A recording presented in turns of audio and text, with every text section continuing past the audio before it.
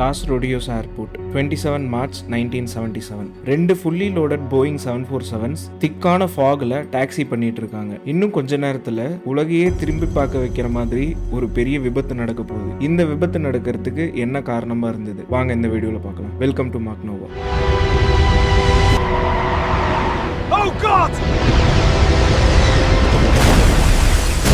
Chain of events அப்படின்னு சொல்லுவாங்க. அதாவது பல இன்சிடென்ட்டோட காரணமா ஒரு இன்சிடென்ட் நடந்திருக்கும். ஸோ இந்த ஆக்சிடென்ட்டும் அதே மாதிரி ஒன்று தான். இதில் ஏதாவது ஒரு ஈவெண்ட் வேற மாதிரி நடந்திருந்தா கூட இந்த ஆக்சிடென்ட்டை தவிர்த்துருக்கலாம். ஏன் இப்படி சொல்றேன்றது இந்த வீடியோவை ஃபுல்லாக பார்த்தீங்கன்னா உங்களுக்கே புரியும். 26 மார்ச் 1977 பேனாம் ஃபிளைட் 1736, அதோட கால் சைன் கிளிப்பர் 1736. இது ஒரு போயிங் 747-100 லாஸ் ஏஞ்சல்ஸ் இன்டர்நேஷனல் ஏர்போர்ட்ல இருந்து டேக் ஆஃப் ஆகுது. இதோட இனிஷியல் டெஸ்டினேஷன் நியூயார்க் ஏர்போர்ட். அங்க கொஞ்சம் பேசஞ்சர்ஸை போர்ட் பண்ணிட்டு கேனரி ஐலாண்ட்ஸ்ல இருக்க லாஸ் பால்மாஸ் ஏர்போர்ட்டுக்கு போறது தான் இதோட ஃபைனல் டெஸ்டினேஷன். ஒரு க்ரூஸ் ஷிப் கம்பெனி புக் பண்ண சார்ட்டர்ட் ஃபிளைட் தான் இது. அதனால இது ஒரு ஃபுல்லி புக்டு ஃபிளைட்டா இருந்தது. இப்போ இந்த டெஸ்டினேஷன் கிராண்ட் கனரி ஐலாண்ட்ஸை பத்தி பார்க்கலாம். இந்த கிராண்ட் கனரி ஐலாண்ட்ஸோட கேபிட்டல் தான் லாஸ் பால்மஸ் அப்படின்ற ஊரு. அண்ட் இந்த ஊர் இருக்கிறது கிராண்ட் கனேரியா அப்படின்ற ஒரு ஐலாண்ட்ல.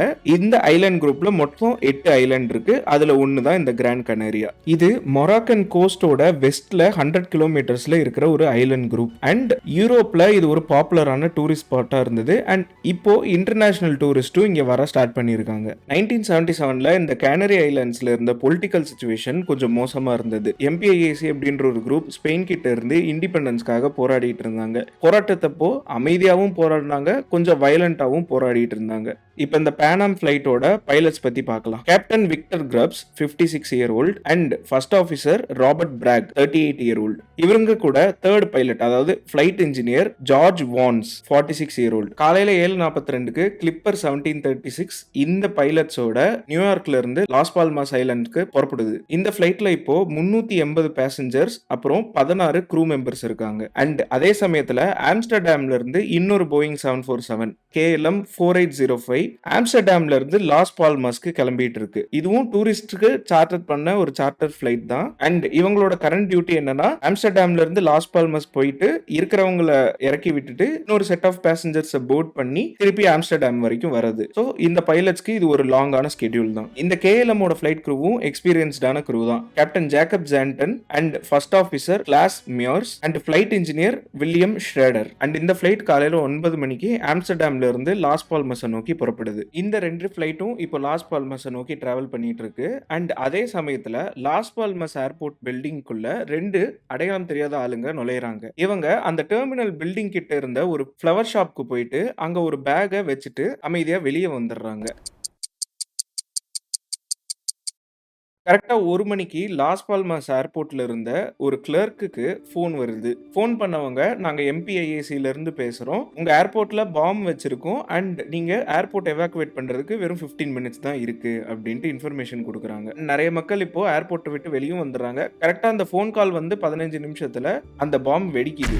இந்த பாம் வெடிச்சதுனால இந்த டெர்மினல் பில்டிங் கொஞ்சம் சேதாரம் ஆயிடுது. பில்டிங்குள்ள இருந்த ஒரு 4 பேருக்கு கொஞ்சம் அடியும் பட்டுருது. ஆனா இதுல நோட் பண்ண வேண்டிய விஷயம் என்னன்னா, இந்த எம்பிஐஏசில இருந்து கால் பண்ண பர்சன் பாம்ஸ்னு ப்ளூரல்ல சொன்னாரு. அதாவது மோர் தென் 1 பாமா கூட இருக்கலாம். சோ அத்தாரிட்டிஸ் அதையும் கண்டுபிடிக்கணும். அதனால லாஸ் பால்மாஸ்க்கு வந்துட்டு இருந்த எல்லா ஃபிளைட்டையும் இவங்க கேன்சல் பண்ணிடுறாங்க. கிரவுண்ட்ல இதெல்லாம் நடந்துட்டு இருக்க சமயத்திலேயே KLM 4805 ஏர்கிராஃப்ட் லாஸ் பால்மாஸ் ஏர்போர்ட்டுக்கு மேல வந்துருது. இனிஷியலா ஏர் டிராபிக் கண்ட்ரோலர்ஸ் இந்த பிளேனை ஹோல்டு பண்ண சொல்றாங்க, அதாவது வெயிட் பண்ண சொல்றாங்க. ஆனா இங்க சிச்சுவேஷன் கிளியர் அப் ஆகாதனால லாஸ் ரோடியோஸ் ஏர்போர்ட்டுக்கு டைவர்ட் பண்ண சொல்றாங்க. சோ இந்த டெனரிஃப் ஐலாண்ட் வந்து இந்த 8 ஐலாண்ட் குரூப்ல ஒன்னு தான். அதனால இந்த KLM ஃபிளைட்டுக்கு ஒரு 20 மினிட்ஸ் தான் ஆச்சு. கரெக்டா மத்தியானம் 1:38 லாஸ் ரோடியோஸ் ஏர்போர்ட்டோட ரன்வே 30ல இந்த KLM லேண்ட் ஆயிடுது. இப்போ நியூயார்க்ல இருந்து புறப்பட்ட இந்த பேனாம் ஃபிளைட்டும் லாஸ் பால்மாஸ் ஏர்போர்ட்டை ரீச் பண்ணிட்டு KLM ஃபிளைட் மாதிரியே ஹோல்டிங் பேட்டர்ன்ல வெயிட் பண்ணிட்டு இருக்காங்க. அண்ட் ATC இவங்களையும் அதே லாஸ் ரோடியோஸ் ஏர்போர்ட்டுக்கு டைவர்ட் பண்ண சொல்றாங்க. ஆனா இந்த பேனாம் ஃபிளைட்ல நிறைய ஃபியூவல் இருந்ததுனால பைலட்ஸ் வந்து சிச்சுவேஷன் கிளியர் ஆகிற வரைக்கும் நாங்க இங்கே ஹோல்ட் பண்ணி வெயிட் பண்றோம் அப்படின்னு ரெக்வஸ்ட் பண்றாங்க. இருந்தாங்க. பட் ஏடிசி அவங்களோட ஏர் ஸ்பேஸ்ல எந்த ஃப்ளைட்டும் இருக்கக்கூடாது அப்படின்ற காரணத்தினால இவங்களையும் லாஸ் ரோடியோஸ்க்கு டைவர்ட் பண்ண சொல்றாங்க. அண்ட் இதை அக்செப்ட் பண்ணிட்டு பேனாம் ஃபிளைட்டும் லாஸ் ரோடியோஸ் ஏர்போர்ட்டுக்கு டைவர்ட் ஆகுது. அண்ட் இந்த ஃபிளைட் கேஎல்எம் லேண்ட் ஆகி 37 நிமிஷம் கழிச்சு, அதாவது மத்தியானம் 2:15க்கு லாஸ் ரோடியோஸ் ஏர்போர்ட்ல லேண்ட் ஆகுது. இப்போ இந்த லாஸ் ரோடியோஸ் ஏர்போர்ட்டை பத்தி பார்க்கலாம். இது டெனரிஃப் அப்படின்னு அழைக்கப்படுற ஒரு ஐலாண்டோட நார்த் கார்னர் பார்ட்ல இருக்கு. அண்ட் இந்த ஏர்போர்ட் இருக்கிறதே 2000 ஃபீட் ஹைட்ல தான். அண்ட் இந்த டெனரிஃப் ஐலாண்ட்ல தான் ஸ்பெயின்ல இருக்கிறதுலே ஒரு பிகஸ்ட் மவுண்டன் இருக்கு. அதோட பேரு பீகோ டெல் டீடே. இந்த மலை இருக்க காரணத்தினால ஒரு இன்ட்ரெஸ்டிங்கான வெதர் பினாமினான் நடக்கும். என்னன்னா அட்லாண்டிக் ஓஷன்ல இருந்து வர ஈரப்பதத்தோட இருக்கிற காத்து இந்த மலை மேல பட்டு கொஞ்சம் உயரத்துக்கு போகும். ஸோ அது உயரத்துக்கு போகும்போது கூல் டவுன் ஆகி மேகங்களா மாற ஆரம்பிச்சிடும். அண்ட் இந்த மேகங்கள் வந்து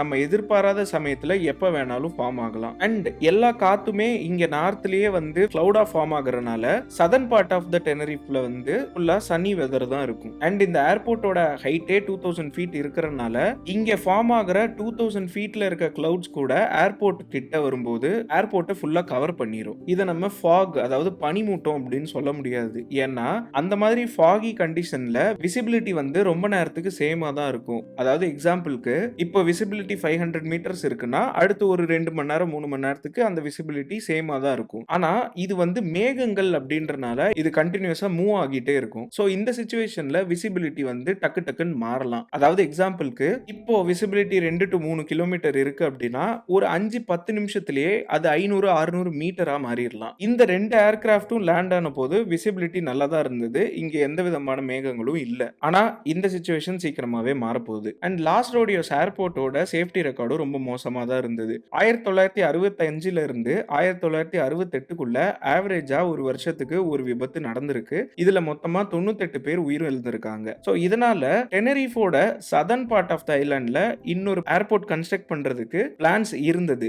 இந்த ஏர்போர்ட்டோட கன்ஸ்ட்ரக்ஷன் எல்லாமே முடிஞ்சிருச்சு. பட் இப்போ இருக்கிற அந்த பொலிட்டிக்கல் டென்ஷன் காரணமாக இந்த ஏர்போர்ட்டை வந்து ஓபன் பண்ணி யூஸ் பண்ணாம வச்சிருந்தாங்க. இந்த கேஎல்எம் ஃபிளைட் லேண்ட் ஆன போது கேப்டன் எல்லாரையும் ஃபிளைட்லயே இருக்க சொன்னாரு. ஏன்னா இந்த சிச்சுவேஷன் சீக்கிரமா கிளியர் அப் ஆயிரும் அப்படின்னு அவர் நினைச்சாரு. ஆனா கொஞ்சம் டிலே எக்ஸ்ட்ரா ஆக அந்த பேசஞ்சர்ஸ் எல்லாரையும் டெர்மினல் பில்டிங்க்கு உள்ள போறதுக்கு அலோவ் பண்ணாரு, கொஞ்சம் ரிலாக்ஸ் ஆகிறதுக்காக. அண்ட் அவரு எல்லாருக்கும் ரீபோர்டிங் பாசஸும் கொடுத்தாரு, சீக்கிரமா திரும்ப போர்ட் பண்றதுக்காக. இந்த பேனாம் ஃபிளைட்ல இருந்தவங்களும் அதே தான் பண்ணணும்னு நினைச்சாங்க. ஆனா இப்போ டெர்மினல் பில்டிங் ஃபுல்லா கேஎல்எம்மோட பேசஞ்சர்ஸ் இருந்தனால டெர்மினல் பில்டிங் ஆல்மோஸ்ட் ஃபுல் ஆயிடுச்சு. அண்ட் இந்த பேசஞ்சர்ஸும் அங்க போனாங்கன்னா 2 பேரும் மிக்ஸ்அப் ஆகி கன்ஃபியூஷன் ஆகிறதுக்கும் வாய்ப்பு இருக்கு. அதனால பேனாம் ஃபிளைட்ல இருந்த பேசஞ்சர்ஸ் பிளேன்லயே தான் இருந்தாங்க. ஆனா இந்த பேனாம் கேப்டன் அட்லீஸ்ட் ஒரு ஸ்டேர்ஸ் ஆவது கொண்டு வாங்க அப்படின்னு ரெக்வஸ்ட் பண்ணியிருந்தாரு. ஏன்னா அந்த ஸ்டேர்ஸ்ல அட்லீஸ்ட் பேசஞ்சர்ஸ் இறங்கி ஏறி கொஞ்சம் ரிலாக்ஸ் பண்ணலாம் அப்படின்றதுக்காக. அண்ட் இந்த பேனாம் ஃபிளைட்டோட காக்பிட்டுக்கு கேப்டன் பேசஞ்சர்ஸை இன்வைட் பண்ணியிருந்தாரு, இந்த புது மாடர்ன் ஏர்கிராஃப்டை அவங்களுக்கு காமிக்கிறதுக்காக. ஆனா எக்ஸாக்ட் ஆப்போசிட்டா கேஎல்எம் காக்பிட்ல இருந்த மூட் ரொம்ப மோசமா இருந்தது. கேப்டனும் ஃபர்ஸ்ட் ஆஃபீஸரும் புது டச் ஃபிளைட் டைம் லிமிடேஷனை பத்தி பேசிட்டு இருந்தாங்க. இந்த ஃபிளைட் டைம் லிமிடேஷன் அப்படின்றது ஒரு பைலட்ஸ் இந்த குறிப்பிட்ட நேரம் தான் வேலை பார்க்கணும் அப்படின்னு சொல்றது. 1977 வரைக்கும் பைலட்ஸ் எவ்வளவு நேரம் ஒர்க் பண்ணணும் அப்படின்றதுல எந்த விதமான தடையும் இல்லை. பட் இப்போ வந்திருக்க அந்த புது லா படி பைலட்ஸ் அந்த குறிப்பிட்ட டைமை மீறி வேலை பார்த்தாங்கன்னா அவங்களுக்கு ஜெயில் தண்டனை கொடுக்குற அளவுக்கு கூட அவங்க ஆக்ஷன் எடுப்பாங்க.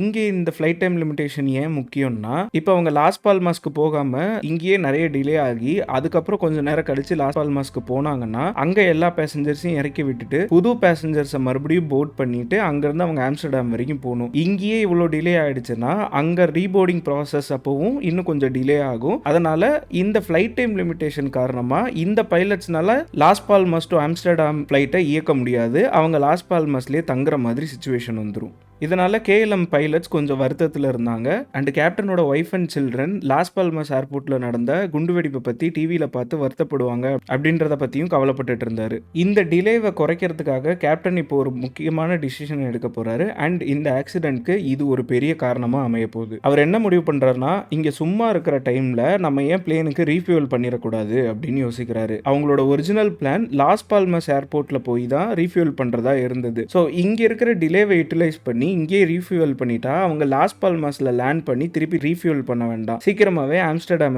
நோக்கி போயிடலாம். இங்க சும்மா இருக்கிற டைமை யூஸ் பண்றதுக்காக கேப்டனோட இந்த டெசிஷன் வந்து கரெக்டான டெசிஷன் தான். ஆனா இதுல 2 ப்ராப்ளம்ஸ் இருந்தது. ஒன்னு, 747 மாதிரி ஒரு பெரிய பிளேனை ரீஃபியூல் பண்றதுக்கு மினிமம் 1 ஹவருக்கு மேல ஆகும். ஆனா டிலே இன்னும் எவ்வளவு நேரம் இருக்க போகுது அப்படின்றது கேப்டனுக்கும் தெரியாது. ஸோ அவர் இங்க ஒரு ரிஸ்க் தான் எடுக்கிறாரு ரீஃபியூல் பண்றதுக்கு. 2வது ப்ராப்ளம் என்ன அப்படின்னா, ரீஃபியூல் பண்றதுனால இந்த பிளேனோட வெயிட் ஆல்மோஸ்ட் 15% 15% இன்க்ரீஸ் ஆக போகுது. பிளேனோட வெயிட் இன்க்ரீஸ் ஆச்சுன்னா அதோட டேக் ஆஃப் ஸ்பீடும் இன்க்ரீஸ் ஆகும் அண்ட் டேக் ஆஃப்க்கு தேவைப்படுற ரன்வே டிஸ்டன்ஸும் இன்க்ரீஸ் ஆகும். கரெக்டாக ரீஃபியூல் ஸ்டார்ட் பண்ணி கொஞ்ச நிமிஷத்துலேயே லாஸ் பால்மஸ் ஏர்போர்ட்டை ரீஓப்பன் பண்ணிடுறாங்க. ஆனால் இப்போ ஃபியூலிங் ப்ராசஸை நடுவில் நிறுத்த முடியாது. ஸோ கேஎல்எம் கேப்டன் ரீஃபியூல் ப்ராசஸை கண்டினியூ பண்ணுறாரு. ஏர்போர்ட்டில் எப்பயுமே வெதர் நல்லா தான் இருக்குது. ஆனால் அந்த ஸ்லோ மூவிங் கிளவுட்ஸ் இருக்குன்னு சொன்னேன்ல, அது வந்து கொஞ்சம் கொஞ்சமாக ஏர்போர்ட்டை நோக்கி வந்துட்டு இருக்கு. விசிபிலிட்டியும் கொஞ்சம் கொஞ்சமாக குறைஞ்சிட்டு இருக்கு. பேனாம் ஃபிளைட் க்ரூ மெம்பர்ஸ்க்கும் லாஸ் பால்மஸ் ஏர்போர்ட் ரீஓப்பன் ஆயிடுச்சு அப்படின்ற மெசேஜ் கிடைச்சிருது. அதனால அவங்க ஏடிசி கிட்ட இன்ஜின் ஸ்டார்ட் பண்ணி டாக்ஸி பண்றதுக்கு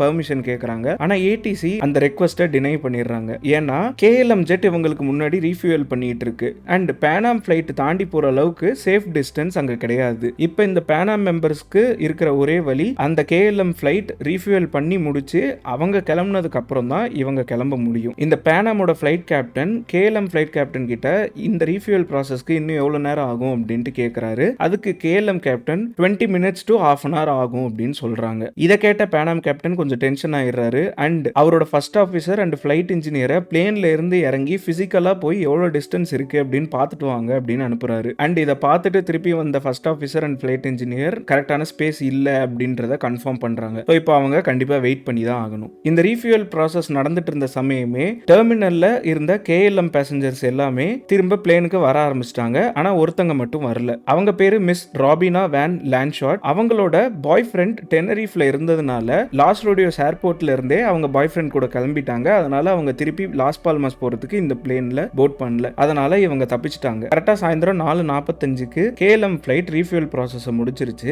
இப்போ ஃபர்ஸ்ட் ஆஃபீஸரும் ஃபிளைட் இன்ஜினியரும் புறப்படுறதுக்காக எல்லா சிஸ்டமையும் ரெடி பண்ணிட்டு இருக்காங்க. And captain engine start up பண்றதுக்கு கிளியரன்ஸ் கேட்கிறாரு ஏடிசி கிட்ட. அண்ட் சாயந்தரம் 4:56 கேஎல்எம் இன்ஜின்லாம் ஸ்டார்ட் பண்ணி டாக்ஸி பண்றதுக்கு ரெடி ஆயிடுறாங்க. அவங்க கிரவுண்ட் கண்ட்ரோலரை கான்டாக்ட் பண்றாங்க அண்ட் கிரவுண்ட் கண்ட்ரோலர் இவங்கள ரன்வே 12ல இருக்க ஹோல்டிங் பாயிண்ட்ல வெயிட் பண்ண சொல்றாங்க. இந்த கேஎல்எம் ஃபிளைட் கரெக்டா ரன்வே 12ஓட ஹோல்டிங் பாயிண்ட்டுக்கு வந்தபோது அவங்கள அப்ரோச் கண்ட்ரோலரை கான்டாக்ட் பண்ணுங்க அப்படின்னு சொல்லிடுறாங்க. இப்போ இந்த அப்ரோச் கண்ட்ரோலர் ரன்வே 12க்குள்ள என்டர் பண்ணி பேக் ட்ராக் பண்ணி தேர்ட் எக்ஸிட் வரைக்கும் போய் அந்த எக்ஸிட் வழியா டாக்ஸி வேக்கு போயிட்டு டாக்ஸி வே வழியா ரன்வே 30க்கே போங்க அப்படின்னு இன்ஸ்ட்ரக்ஷன் கொடுக்குறாரு. ஆனால் இதை ரீட் பேக் பண்ண ஃபர்ஸ்ட் ஆஃபீஸர் தேர்ட் எக்ஸிட்டுக்கு பதிலாக ஃபர்ஸ்ட் எக்ஸிட் அப்படின்னு சொல்லிடுறாரு. இதை அப்ரோச் கண்ட்ரோலர் நோட்டீஸ் பண்ணிட்டு இந்த கன்ஃபியூஷன் அவாய்ட் பண்ணுறதுக்காக கேஎல்எம் ஃபிளைட்டை எந்த எக்ஸிட்டும் எடுக்காம ஸ்ட்ரைட்டாக ரன்வேயோட எண்டு வரைக்கும் போயிட்டு 180 டிகிரி டேர்ன் பண்ணிக்கோங்க அப்படின்னு இன்ஸ்ட்ரக்ஷன் கொடுக்குறாரு. அண்ட் இவங்க ஆல்மோஸ்ட் அந்த லாஸ்ட் எக்ஸிட் கிட்ட போகும்போது கேப்டனுக்கு திரும்ப ஒரு கன்ஃபியூஷன் வந்து ஃபர்ஸ்ட் ஆஃபீஸர் கிட்ட கேட்குறாரு, இந்த எக்ஸிட்ல நம்ம திரும்பணுமா அப்படின்னு. ஃபர்ஸ்ட் ஆஃபீஸர் இல்லை, நம்மளை வந்து ரன்வேயோட எண்டு வரைக்கும் போய்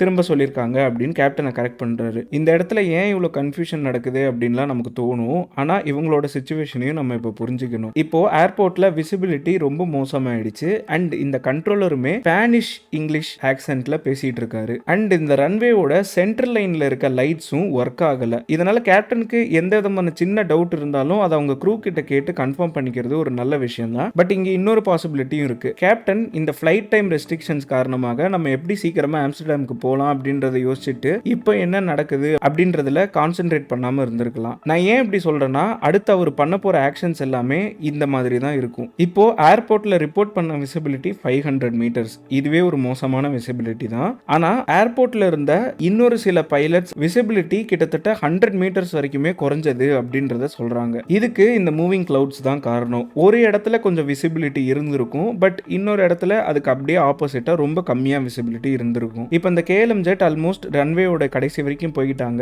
அதே சமயத்தில் இந்த கிளிப்பர் 1736 அதாவது பேனாம் ஜெட்டுக்கு வந்துட்டு இன்ஜின் ஸ்டார்ட் அப் கிளியரன்ஸ் கிடைச்சிருது. அவங்க இன்ஜினை ஸ்டார்ட் பண்ண ஆரம்பிச்சிட்டாங்க. அண்ட் இவங்களையும் வந்து அந்த ரன்வே 12ஓட ஹோல்டிங் பாயிண்ட்ல வெயிட் பண்ண சொல்றாங்க ஏர் டிராஃபிக் கண்ட்ரோல். அந்த இடத்துல பேனாமோட காக்பிட்குள்ள கேப்டன் என்ன சொல்றாருன்னா, கேஎல்எம் ஃபிளைட் கிளம்புற வரைக்கும் நம்ம இந்த ஹோல்டிங் பாயிண்ட்லயே இருக்கலாம், ரன்வேக்குள்ள போக வேணாம் அப்படின்னு சொல்றாரு. இதை ஏர் டிராஃபிக் கண்ட்ரோலர் கிட்ட சொல்ல வரதுக்குள்ள ஏர் டிராஃபிக் கண்ட்ரோல் நீங்க அப்ரோச் கண்ட்ரோலரை கான்டாக்ட் பண்ணுங்க அப்படின்னு இன்ஸ்ட்ரக்ஷன் கொடுக்குறாங்க. அப்ரோச் கண்ட்ரோலரை கான்டாக்ட் பண்ண உடனே அவரு இந்த பேனாம் ஃபிளைட்டையும் ரன்வேவை என்டர் பண்ணி தேர்ட் எக்ஸிட்டை எடுக்க சொல்றாரு. கேஎல்எம் ஃபிளைட்டுக்கு சொன்ன அதே இன்ஸ்ட்ரக்ஷன். அண்ட் பைலட்ஸும் இதை ரீட் பேக் பண்ணிட்டு ரன்வேவை என்டர் பண்ணிடுறாங்க. இந்த இடத்துல கேப்டன் ஏன் கேஎல்எம் கிளம்புற வரைக்கும் வெயிட் பண்றோம் அப்படின்ட்டு அப்ரோச் கண்ட்ரோலர்கிட்ட சொல்லல அப்படின்னு நமக்கு கேள்வி வரலாம். அண்ட் இதுக்கு காரணமும் எப்பவுமே பைலட்ஸ் வேற ஒரு கண்ட்ரிக்கு போறாங்க அப்படின்னா அந்த கண்ட்ரில இருக்க ஏர் டிராஃபிக் கண்ட்ரோலருக்கு இங்கிலீஷ் ஃபர்ஸ்ட் லாங்குவேஜ் இல்லைன்னா அந்த ஏர் டிராஃபிக் கண்ட்ரோலரோட ஆக்சென்ட் வந்து வந்து கொஞ்சம் டிஃப்ரெண்டா இருக்கும், பைலட்ஸோட ஆக்சென்ட் கொஞ்சம் டிஃப்ரெண்டா இருக்கும். பைலட்ஸ் இந்த மாதிரி ஒரு ரெக்வஸ்ட் பண்ணி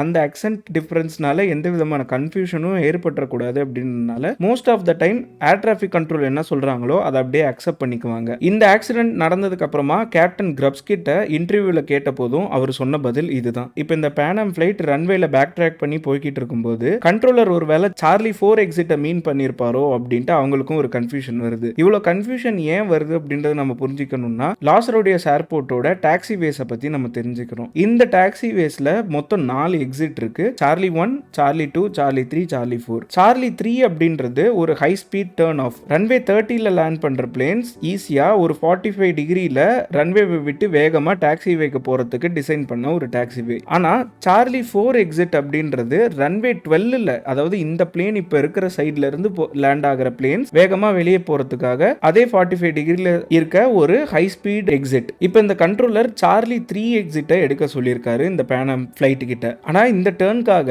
அவங்க ஃபர்ஸ்ட் ஒரு 148 டிகிரி லெஃப்ட் டர்ன் பண்ணணும், திரும்ப ஒரு 148 டிகிரி ரைட் டர்ன் பண்ணணும். சின்ன ஏர்கிராஃப்ட்டுக்கு இது ஒன்றும் ப்ராப்ளம் கிடையாது. ஆனா 747 மாதிரி ஒரு பெரிய விமானத்தை இந்த மாதிரி ஒரு சின்ன இடத்துல திருப்புறது ரொம்பவே கஷ்டமா இருந்திருக்கும். ஆனா இந்த சார்லி 4 எக்ஸிட் வேக்கு வெறும் 45 டிகிரி டர்ன் பண்ணாங்கன்னா போதும், ஈஸியா டாக்ஸி வே என்டர் பண்ணிடலாம். இப்போ ஏர் டிராஃபிக் கண்ட்ரோலர் கிட்ட கன்ஃபார்ம் பண்றதுக்காக கான்டாக்ட் பண்ண ட்ரை பண்றதுக்குள்ள air traffic control KLM plane கிட்ட நீங்க எந்த டாக்ஸி வேவை இப்ப தாண்டி இருக்கீங்க அப்படின்னு கேக்குறாங்க. KLM கேப்டன் இதுக்கு நாங்க சார்லி 4 அதாவது 4th எக்ஸிட்டை தாண்டி போய்கிட்டு இருக்கோம் அப்படின்னு பதில் கொடுக்குறாரு. இப்போ பேனம் கேப்டன் அப்ரோச் கண்ட்ரோலர் கிட்ட நீங்க 3rd எக்ஸிட் தான் சொன்னீங்களா அப்படின்னு கேக்குறாரு. இந்த 3rd அப்படின்ற வேர்டை நல்லா அழுத்தி சொல்றாரு. அண்ட் இந்த அப்ரோச் கண்ட்ரோலர் ஆமா அதுதான் நான் சொன்னது 1 2 3 3rd அப்படின்னு சொல்றாரு தெளிவா. இதுக்கு இந்த கேப்டன் வெரி குட் அப்படின்னு பதில் சொல்லிட்டு அவங்க டாக்ஸியை கண்டினியூ பண்ண ஆரம்பிச்சிட்டாரு. இங்க இன்னொரு பெரிய மிஸ் அண்டர்ஸ்டாண்டிங் நடந்திருக்கலாம். KLM கேப்டன் இவங்க 3rd எக்ஸிட் கிட்ட வந்துட்டு எக்ஸிட் ஆகிறதுக்கு முன்னாடி இந்த கன்ஃபர்மேஷனை அப்ரோச் கண்ட்ரோலர்கிட்ட கேட்கறாங்க அப்படின்னு மிஸ் அண்டர்ஸ்டாண்ட் பண்ணியிருக்கலாம். ஆனா இந்த பேனம் ஃபிளைட் ஆக்சுவலா சார்லி 2 எக்ஸிட் கிட்ட தான் இன்னுமே இருந்தது. பேனம் ஃபிளைட்ல இருந்து 2000 மீட்டர்ஸ் அவேல இருக்க இந்த KLM ஃபிளைட் ரன்வேயோட எண்ட் ரீச் பண்ணிடுறாங்க.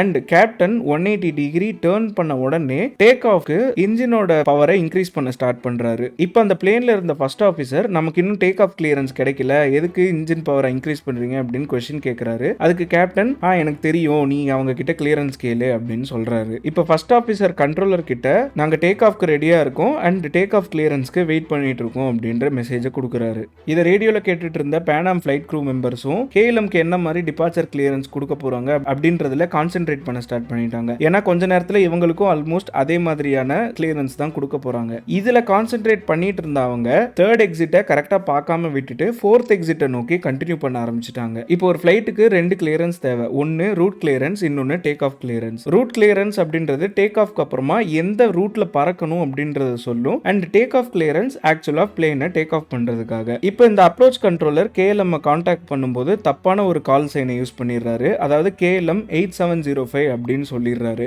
அண்ட் இவர் கொடுத்த கிளியரன்ஸ்ல ஒரு முக்கியமான வேர்ட் நம்ம என்ன நோட் பண்ணணும்னா, டேக் ஆஃப் ஆனதுக்கு அப்புறமா ரைட்ல திரும்பி 040 டிகிரி ஹெட்டிங்கை மெயின்டைன் பண்ண சொல்லியிருக்காரு. இந்த ஒரு சென்டென்ஸ்ல டேக் ஆஃப் அப்படின்ற ஒரு வேர்டு இருக்கு. KLMோட கேப்டன் இப்போ ரன்வே ஃப்ரீயா இருக்குன்னு நினைச்சிட்டு இருக்காரு. அவருக்கு இப்போ ரூட் கிளியரன்ஸும் கிடைச்சிருச்சு, டேக் ஆஃப் கிளியரன்ஸ் கிடைச்சிருச்சு அப்படின்னு நினைச்சிட்டு சந்தோஷமா யான்னு கத்திக்கிட்டே அந்த ஃப்ளைட்டோட பவரை இன்க்ரீஸ் பண்ண ஆரம்பிச்சிட்டாரு. கன்ஃபியூஸ் ஆன இந்த ஃபர்ஸ்ட் ஆஃபீஸர் கண்ட்ரோலர் கிட்ட நாங்க இப்போ டேக் ஆஃப் பண்ண போறோம் அப்படின்னு சொல்லிட்டு இருக்கும்போது கேப்டன் டேக் ஆஃப்காக இன்ஜின்ஸ்க்கு ஃபுல் பவர் கொடுத்துட்றாரு. இப்போ சாயந்தரம் 5 மணி 6 நிமிஷம் 11 செகண்ட்ஸ் ஆகுது. அண்ட் கரெக்டா இன்னொரு 39 செகண்ட்ல இங்க ஒரு பெரிய விபத்து நடக்க போகுது. ஆனா இப்பவும் 2 விஷயங்கள் இந்த விபத்தை தடுத்திருக்கலாம். முதல் விஷயம் என்னன்னா, we are at take off அப்படின்னு ஃபர்ஸ்ட் ஆஃபீஸர் கண்ட்ரோலர் கிட்ட சொன்ன போது கண்ட்ரோலர் இவங்க ரன்வேயோட எண்ட்ல டேக் ஆஃப்காக வெயிட் பண்றாங்க அப்படின்னு நினைச்சுக்கிட்டு இருந்தாலும் கண்ட்ரோலர் வந்து ஓகே அப்படின்ட்டு ஒரு பாஸ் கொடுத்துட்டு stand by for take off, அதாவது டேக் ஆஃப்க்கு வெயிட் பண்ணுங்க, நான் உங்களை கான்டாக்ட் பண்றேன் அப்படின்னு சொல்றாரு.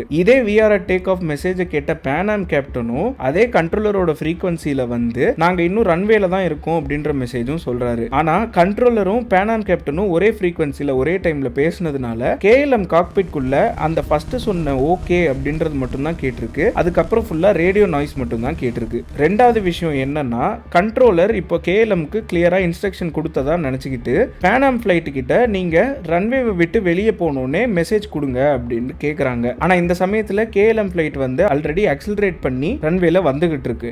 அண்ட் இந்த ஃபாக் நிறைய இருந்ததுனால ஃபர்ஸ்ட் ஆபீசரும் கேப்டனும் அவங்களோட இன்ஸ்ட்ருமெண்ட்ஸை தான் நிறைய மானிட்டர் பண்ணிட்டு இருக்காங்க தவிர ரேடியோல என்ன வருது அப்படின்றத அவங்க கவனிக்கல. ஆனா கேஎல்எம்ல இருந்த ஃபிளைட் இன்ஜினியர் இந்த மெசேஜை கேட்டுட்டு கேப்டன் கிட்ட அப்ப அவங்க இன்னும் ரன்வேவை விட்டு கிளியர் பண்ணலையா அப்படின்னு கேக்குறாங்க. இனிஷியலா கேப்டனுக்கு இது காதுல கூட விழுவல, ஏன்னா அவர் இன்ஸ்ட்ருமெண்ட்ஸ்ல ரொம்ப ஃபோக்கஸ்டா இருந்தாரு. அண்ட் திரும்பவும் ஃபிளைட் இன்ஜினியர் கிட்ட என்ன சொன்ன அப்படின்னு கேட்டபோது அந்த பேன் அமெரிக்கன் ஏர்கிராஃப்ட் இன்னும் ரன்வேவை கிளியர் பண்ணலையா அப்படின்னு கேக்குறாரு. அதுக்கு கேப்டன் ஓ எஸ் அவங்க போயிட்டாங்க அப்படின்னு சொல்றாரு.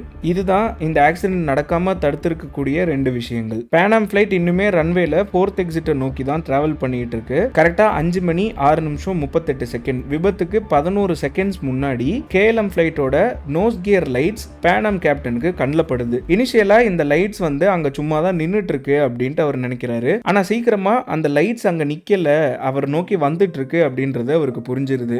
இதை பார்த்த கேப்டன் அவன் வந்துட்டு இருக்கான் அப்படின்னு கத்துறாரு. அதே மாதிரி ஃபர்ஸ்ட் ஆஃபீஸரும் ரன்வே விட்டு வெளியே போங்க அப்படின்னு கத்துறாரு. கேப்டன் ரன்வேல இருந்து வெளியே போகணும் அப்படின்றதுக்காக பிளேனோட டில்லர் அதாவது ஸ்டீரிங்கை ஃபுல்லா லெஃப்ட்ல திருப்பிட்டு இன்ஜின்ஸ்க்கு ஃபுல் பவர் கொடுக்குறாரு. ஆனா அவரோட ஜெட் இப்போ 340 டன்ஸ் வெயிட்ல இருக்கு. அது அவ்வளோ சீக்கிரம் அக்ஸலரேட் ஆகாது. இப்போ இந்த KLM plane almost take off ஸ்பீடை ரீச் பண்ணிருச்சு. அண்ட் கேப்டன் டேக் ஆஃப்காக ரெடியா இருக்காரு. அப்பதான் இவர் இந்த பேனாம் பிளைட்டை ரன்வேல பாக்குறாரு. இதை பார்த்து பேனிக் ஆன அவரு யோக்க பிடிச்சு ஃபுல்லா இழுக்கிறாரு சீக்கிரமா டேக் ஆஃப் பண்றதுக்கு. ஆனா இதனால பிளேனோட டெயில் ரன்வேல படுது. இப்போ இந்த கேஎல்எம் பிளேன் கொஞ்சம் பறக்க ஆரம்பிச்சதுனால அதோட நம்பர் 4 இன்ஜின் பேனாம் ஜெட்டோட ஃபர்ஸ்ட் கிளாஸ் கேபினை ஃபுல்லாவே கிழிச்சிட்டு போயிருது. அதே மாதிரி கேஎல்எம் பிளேனோட மெயின் லேண்டிங் கியர் இந்த பேனாம் ஜெட்டோட பாடியை பயங்கரமா டேமேஜ் பண்ணிருது. அண்ட் கேஎல்எம் ஜெட்டோட லெஃப்ட் விங் வெர்டிகல் ஸ்டெபிலைசர்ல ஹிட் பண்ணி அதையும் உடைச்சிருது. அண்ட் இதுக்கப்புறம் இந்த கேஎல்எம் ஃபிளைட் இன்னொரு 150 மீட்டர்ஸ்க்கு பறந்து போய் கீழே வர ஸ்டார்ட் ஆயிடுச்சு. அண்ட் லேண்டிங் கியர் இல்லாதனால இந்த பிளேன் கீழே பட்ட உடனே பீஸா உடைஞ்சு போயிடுது. அதுல இருந்த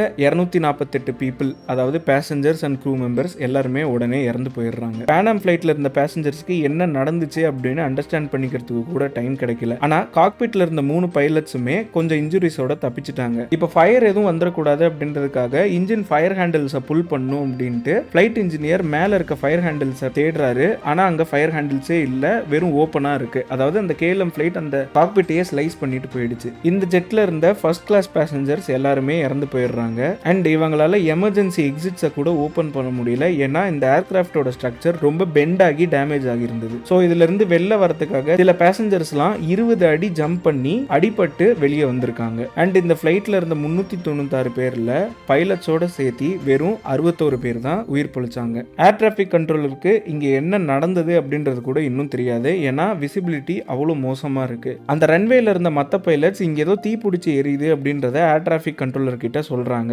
அண்ட் இதை கேட்ட ஏர் டிராபிக் கண்ட்ரோலர் உடனே அலாம் பட்டனை அழுத்திடுறாரு. உடனே ஃபயர் ஃபைட்டர்ஸ் வந்து அந்த நெருப்பை நோக்கி போக ஆரம்பிக்கிறாங்க. ஆனாலும் அவங்க மெதுவா தான் டிராவல் பண்ணி ஆகணும், ஏன்னா ஏதாவது ஒரு ஆக்சிடென்ட்ல பொழைச்சு வந்தவங்க மேல இவங்க தெரியாம மோதிரக்கூடாது அப்படின்ற காரணத்தினால இவங்க ஃபர்ஸ்ட் கேஎல்எம் 747 எரிஞ்சிட்டு இருக்க இடத்த தான் ரீச் பண்றாங்க. அண்ட் அவங்களுக்கு தூரத்துல இன்னொன்னு ஏதோ ஒன்று தீ பிடிச்சி எரியுது அப்படின்றதும் தெரியுது. ஸோ இவங்க அவங்களுக்குள்ளேயே 2ஆ பிரிஞ்சு ஒருத்தங்க இங்க இருக்காங்க, இன்னொருத்தங்க அங்க போறாங்க. அங்க போய் பார்த்தோன்னே இன்னொரு ஃபிளைட்டும் இங்க எரிஞ்சிட்டு இருக்கு அப்படின்றத மெசேஜ் பாஸ் பண்றாங்க. இந்த கேஎல்எம் ஃபிளைட் மொத்தமா உடஞ்சு போய் நல்லா எரிஞ்சிட்டு இருக்கு அப்படின்றதுனால இங்க ஒண்ணுமே பண்ண முடியாது அப்படின்னு இவங்க முடிவெடுத்து மொத்த டீமும் பேனாம் ஃபிளைட்ல இருக்கிறவங்கள காப்பாத்துறதுக்காக போறாங்க. இங்கே இந்த 61 பேர் பொழைச்சதுக்கு முக்கியமான காரணமும் இவங்க தான். ஏன்னா இவங்க நிறைய ஃபோம் யூஸ் பண்ணி இந்த இடத்துல லீக் ஆயிட்டு இருந்த ஜெட் ஃபியூவல்ல தீ பிடிக்காம பாத்துக்கிட்டாங்க. இந்த இன்சிடென்ட்டை கேட்டு உலகத்துல இருந்த எல்லாருமே அதிர்ச்சி ஆனாங்க. அண்ட் இந்த 2 ஃபிளைட்டோட cockpit voice recorder and flight data recorder சீக்கிரமாவே கண்டுபிடிக்கப்பட்டது. இந்த டேட்டாவை வச்சு இன்வெஸ்டிகேஷன் பண்ண ஸ்பானிஷ் அதிகாரிகள்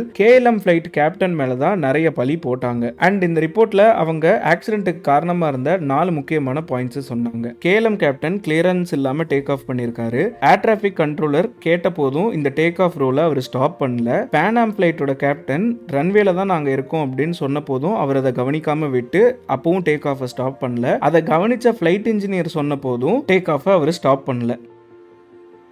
இது ரொம்பவே மோசமான ஆக்சிடென்ட் அப்படின்றதுல எந்த சந்தேகமும் இல்லை. 583 மக்கள் அவங்களோட உயிரை இழந்திருக்காங்க. ஆனால் எந்த விதமான ஆக்சிடென்ட்டாக இருந்தாலும் அதுலேருந்து நம்ம என்ன கற்றுக்குறோம் அப்படின்றது தான் முக்கியம். இந்த ஆக்சிடென்ட்டுக்கு அப்புறமா பைலட்ஸ் யாருமே டேக் ஆஃப் மீன் பண்ணாமல் டேக் ஆஃப் அப்படின்ற வேர்டை யூஸ் பண்ணவே மாட்டாங்க. மீதி எல்லா கிளியரன்ஸ் அப்பவும் டிபார்ச்சர் அப்படின்ற வேர்டு தான் யூஸ் பண்ணுவாங்க. அண்ட் எல்லா ஏர்போர்ட்லேயுமே கிளியரான டாக்ஸிவே மார்க்கிங்ஸும் ரன்வே லைட்ஸும் இருக்கணும் அப்படின்றது மேண்டேட்டரி பண்ணாங்க. இந்த மாதிரி லோ விசிபிலிட்டி கண்டிஷன்ஸில் பைலட் கஷ்டப்படக்கூடாது அப்படின்றதுக்காக அண்ட் எல்லா சின்ன ஏர்போர்ட்டுக்கு கூட கிரவுண்ட் ரேடார் அப்படின்ற வசதி இருக்கணும்னு முடிவு பண்ணாங்க. கிரவுண்டில் என்னென்ன பிளேன்ஸ் இருக்குது அப்படின்றத பார்க்கறதுக்கு. ஸோ எப்பவும் போல் இந்த வீடியோ பிடிச்சிருந்தா லைக் பண்ணுங்கள் அண்ட் ஷேர் பண்ணுங்கள். இந்த மாதிரி மற்ற கண்டென்ட் பார்க்கறதுக்கு நம்ம சேனலுக்கு சப்ஸ்கிரைப் பண்ணுங்கள். தேங்க்யூ.